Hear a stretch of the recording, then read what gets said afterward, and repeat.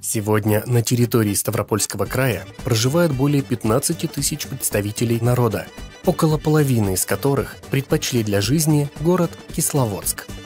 В целом, география расселения обширна. Можно найти представителей народа как в России, так и в Турции, Сирии, а также странах Европы и Америки. Смелые и сильные, истинные горцы. Они имеют интересную и непростую историю.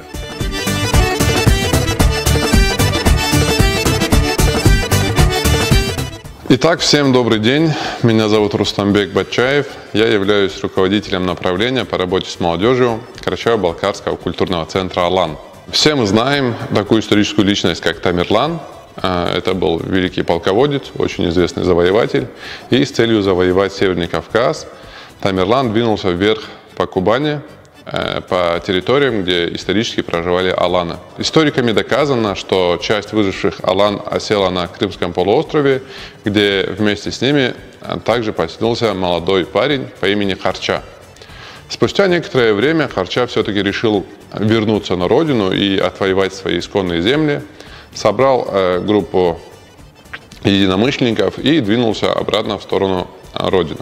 По прошествии некоторого времени они смогли добраться до Баксанского ущелья, которое находится на территории Кабардино-Балкарии, и там они поселились в селении под названием Эль-Джурт-Хала. Харча не знал, где именно находится его территория, и есть легенда, которая существует, что его отец передал ему в его сабле, у него была сабля, в рукоятке был потайной кармашек такой, и там была трава. Эта трава произрастала на территории, откуда изначально был Харча, но сам Харча не знал этих мест. И после того, как они дошли до Баксанского ущелья, где они остановились, они там уже поселились. И как-то раз они встретили путников, у которых он увидел именно эту траву. Историки спорят, какая именно это была трава, как она называется на сегодняшний день, поэтому их догадки перечислять не буду.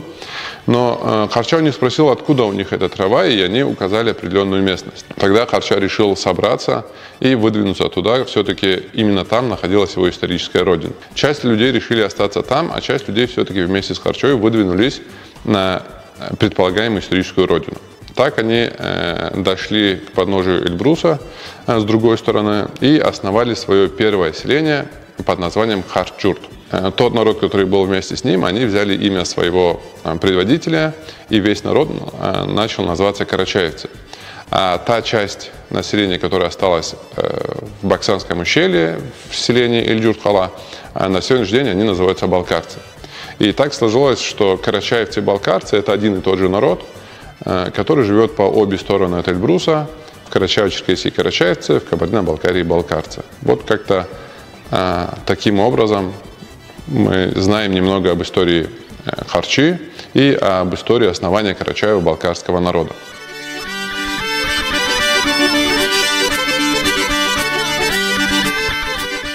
Здравствуйте, меня зовут Фатима Хувиева. Я обучаюсь на модельера-конструктора. Сейчас я вам продемонстрирую особенности Карачаево-Балкарского костюма. Главным убором мужского костюма является бухарберг. Далее идет чепкен. На нем расположены газыры. Происходит от карачаевского слова хазыр.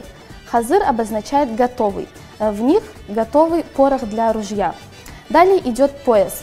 По вот этим элементам на поясе можно было узнать количество сыновей в семье. И кинжал. Под черкеску надевается нательная рубаха и суженные к низу штаны. В качестве обуви использовали кожаные сапоги. Перейдем к женскому костюму.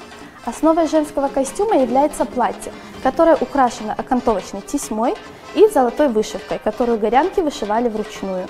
Аксессуарами женского костюма является пояс, кемар, и нагрудник, который состоит из четного количества деталей. Эти элементы чаще всего были выполнены из серебра и передавались из поколения в поколение. Головным убором женского костюма является платок. Сейчас я вам хочу показать набор, изготовленный из настоящего серебра, который сохранился в нашей семье уже в 6-м поколении. Нагрудник и пояс. Цены на такие наборы могут доходить до 1 000 000 рублей, а то и больше.